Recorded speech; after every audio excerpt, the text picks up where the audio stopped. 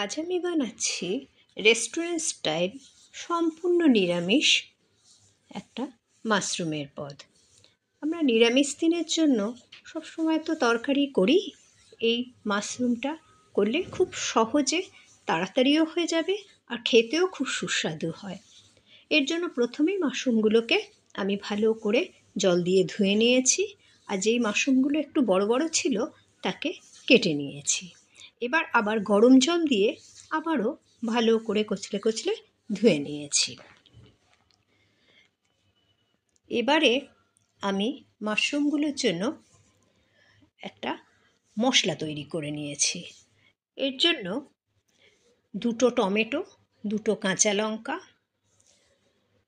14-15টা কাজু আর 2 চামচ চারমগজ নিয়ে মিক্সিতে পেস্ট করে নিয়েছি। আমি আর একটু জল দিয়েছি তাতে 1 টেবিল চামচ। যেহেতু আমি আদা দিতে ভুলে গেছিলাম, তাই আবার 1 ইঞ্চি মতো আদা ছোট ছোট করে কেটে দিয়ে দিয়েছি। দিয়ে ভালো করে এবারে স্মুথ পেস্ট বানিয়ে নিয়েছি। আপনারা কে কোথা থেকে আমার ভিডিওটা দেখছেন? আপনাদের ভালো লাগলে লাইক করবেন, কমেন্ট করবেন, সাবস্ক্রাইব করবেন। এবার আমি একটা ফ্রাই প্যানে 1 চামচ সাদা তেল গরম করে তাতে একটা মাখনের ব্লক দিয়ে দিয়েছি। মাখনটা গলে যাওয়া অবধি তার মধ্যে দিয়েছি একটু কাশ্মীরি লঙ্কা গুঁড়ো।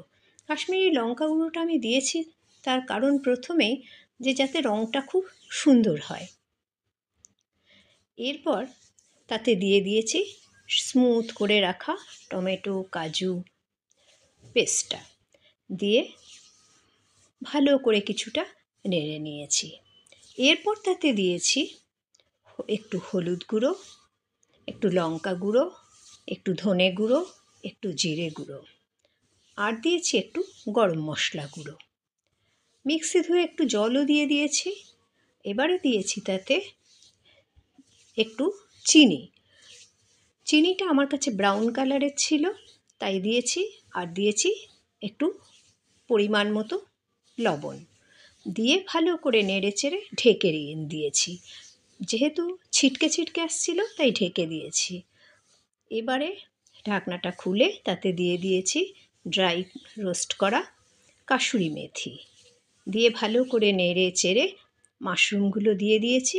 মাশরুমগুলো দিয়েও ভালো করে নেড়ে চেড়ে কিছুক্ষণ ঢাকা দিয়ে রেখেছি, প্রায় 7-8 মিনিট মতো। তারপরে মাশরুমগুলো সেদ্ধ হয়ে গেলে ওপর থেকে একটু ক্রিম ছড়িয়ে নামিয়ে নিয়েছি টেস্টি রেস্টুরেন্ট স্টাইল মাশরুম। রান্নাটা 10 মিনিটের মধ্যে হয়েও যাবে।